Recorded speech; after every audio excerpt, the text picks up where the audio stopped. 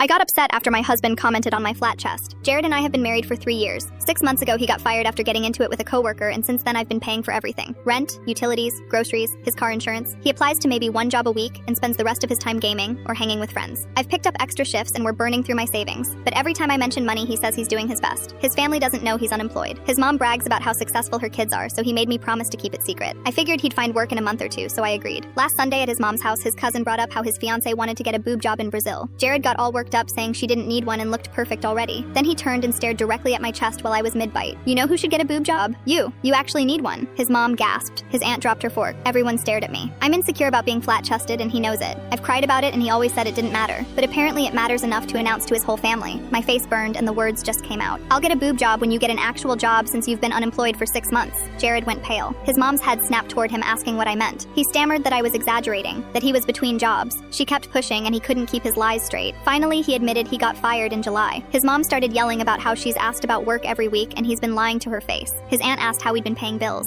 I stayed quiet, but my expression gave it away. His mom looked from me to Jared. She's been supporting you, and you talk about her like that? His uncle muttered he was disappointed. His cousin shook his head. Jared's chair scraped loud against the floor as he stood and walked out without a word. I waited 15 minutes before going to the car. He was gripping the steering wheel so hard his knuckles were white. I got in and he immediately started screaming. You couldn't just shut up for once? He said it over and over while driving. I told him he embarrassed me first. He said he was being honest about something I could fix, that it wasn't his fault I'm sensitive, that he was trying to help, but I purposely threw him under the bus. We pulled into our apartment complex and he told me to get out. I asked where he was going. My friend's place because I can't look at you right now. He drove off before I reached the stairs. I called that night and his friend answered, said Jared didn't want to talk and I should leave him alone. I texted asking when he's coming home. He replied, when I'm ready to forgive you. That was 4 days ago. His mom called yesterday asking if he's okay. I said I don't know because he won't speak to me. She sighed and said she's disappointed in both of us, but mostly him. This morning his friend texted me from Jared's phone, said Jared wanted his gaming console and some clothes. I asked if Jared was planning to come back at all. He didn't respond for 2 hours, then sent, he needs time to think about the marriage. I checked our bank account. He transferred $300 to his personal account yesterday. That's money I earned on a double shift last week. Money we needed for rent that's due in 5 days. I called his mom and told her everything. The gaming instead of job hunting. The 1 application per week. The money he just took. She was quiet for a long time, then said, pack his stuff and bring it here. He can stay in his old room until he figures himself out, but he's not doing it on your dime anymore. I spent the afternoon boxing up his things, his console, his clothes, the expensive headphones he bought 2 months ago with my credit card. His mom came by at 6 with his dad. They didn't say much, just loaded everything into their truck. His dad paused before getting in the driver's seat. My son's been acting like a child. You didn't deserve what he said. Then they left. Jared called an hour later screaming about how I can't just kick him out of his own apartment. I told him my name's the only one on the lease since I'm the only one who could prove income. He went silent, then hung up. His mom texted me later. He's sleeping in his childhood bed throwing a fit. He'll either grow up or he won't. Either way, you did the right thing.